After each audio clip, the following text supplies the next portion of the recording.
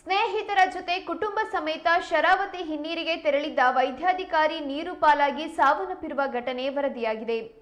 ಸಾಗರದ ಗ್ರಾಮಾಂತರ ಪೊಲೀಸ್ ಠಾಣೆ ವ್ಯಾಪ್ತಿಯ ಹಕ್ರೆ ಬಳಿ ಬ್ಯಾಕ್ ವಾಟರ್ಗೆ ಕುಟುಂಬ ಸಮೇತರಾಗಿ ಈಜಲು ಹೋಗಿದ್ದಾಗ ಪಶು ವೈದ್ಯಾಧಿಕಾರಿಯಾಗಿ ಮಾಸೂರಲ್ಲಿ ಕಾರ್ಯನಿರ್ವಹಿಸುತ್ತಿದ್ದಂತ ಡಾಕ್ಟರ್ ಸುನಿಲ್ ಮತ್ತು ಡಾಕ್ಟರ್ ಬಸವರಾಜ್ ಕುಟುಂಬ ಸಮೇತ ತೆರಳಿದ್ರು.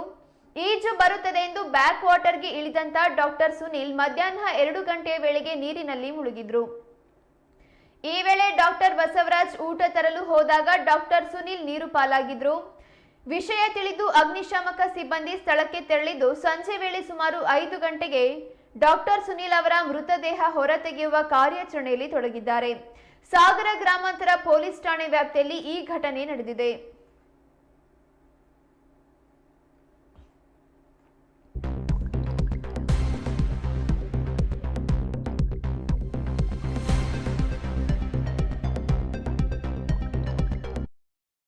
ಅಲ್ಲಿಗೆ ಮಾಸೂರಿನ ಡಾಕ್ಟರ್ ಆಗಿ ಕರ್ತವ್ಯ ನಿರ್ವಹಿಸ್ತಾ ಇರ್ತಕ್ಕಂಥ ಡಾಕ್ಟರ್ ಸುನೀಲ್ ಅಂತ ಹೇಳಿ ಅವರು ಮತ್ತೆ ಅವ್ರ ಫ್ಯಾಮಿಲಿ ಮತ್ತೆ ಇನ್ನು 2 ಜನ ಚಿಕ್ಕ ಮಕ್ಕಳು ಅವರು ಸಹಿತ ಅಲ್ಲಿ ಈಜೋದಕ್ಕೆ ಬ್ಯಾಕ್ ವಾಟರ್ಗೆ ನೋಡ್ಲಿಕ್ಕೆ ಬಂದಿದ್ದಾರೆ. ನೋಡ್ಲಿಕ್ಕೆ ಬಂದವರು ಮತ್ತೆ ಈಜು ಹೊಡಿಯಕ್ಕೆ ಬರುತ್ತೆ ಅಂತ ಹೇಳಿ ಈಜು ಹೊಡಿಯೋದಕ್ಕೆ ಇಳಿದಿದ್ದಾರೆ. ಇಳಿದು ಒಂದು ಕಡೆಯಿಂದ ಮತ್ತೊಂದು ಕಡೆ ದ್ವೀಪಕ್ಕೆ ಈಜ್ಕೊಂಡು ಹೋಗಿದ್ದಾರೆ.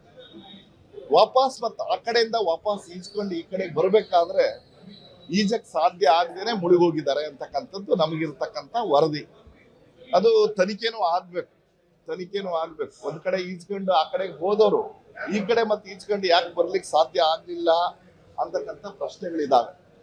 ಜೊತೆಗೆ ಅದರ ಸರಿಯಾದ ಎನ್ಕ್ವೈರಿ ಆಗ್ಬೇಕು. ಬಹಳ ಪಾಪ ದುರಂತ. ಬ್ಯಾಕ್ ವಾಟರ್ ಅಲ್ಲಿ ಹೇಗಿರುತ್ತೆ ಅಂದ್ರೆ ಒಂದು ಸಲ ಇಳಿದ್ರೆ ಹಾಗೆ 100 ಅಡಿ ಕೆಳಗೆ ಹೋಗ್ಬಿಡ್ತಾರೆ.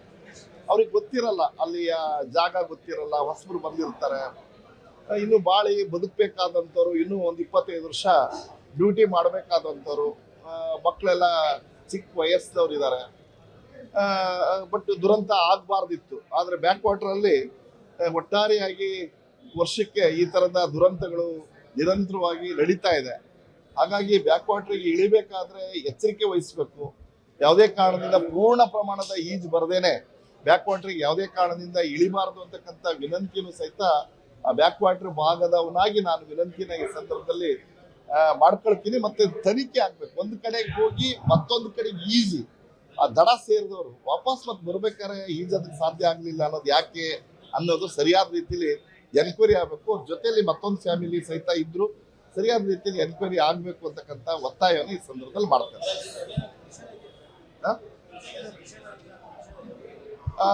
ಈಜೋದಕ್ಕೆ ಒಟ್ಟಾರೆಯಾಗಿ ನಿಷೇಧ ಅನ್ನೋದು ಸರ್ಕಾರ ಮಾಡಲಿಲ್ಲ. ಬ್ಯಾಕ್ ವಾಟರ್ಗೆ ಇಳಿಯೋದನ್ನ ಒಟ್ಟಾರೆಯಾಗಿ ನಿಷೇಧನ ಸರ್ಕಾರ ಮಾಡೋದು ಒಳ್ಳೇದು. ಯಾಕಂದ್ರೆ ವರ್ಷಕ್ಕೆ ವರ್ಷ ಒಟ್ಟಾರೆಯಾಗಿ 10,000 ಜನ ಬ್ಯಾಕ್ ವಾಟರ್ ಮುಳುಗಿ ಹೋಗುವಂಥದ್ದನ್ನು ಕಾಣ್ತೀವಿ. ಹೊರಗಡೆಯಿಂದ ಬರ್ತಾರೆ, ಪ್ರವಾಸಿಗರು ಬರ್ತಾರೆ, ನೋಡ್ತಾರೆ. ನೋಡಿದವ್ರಿಗೆ ಈಜಬೇಕು ಅಂತ ಅನ್ಸುತ್ತೆ, ಅದ್ರ ಆಳ ಗೊತ್ತಿರಲ್ಲ.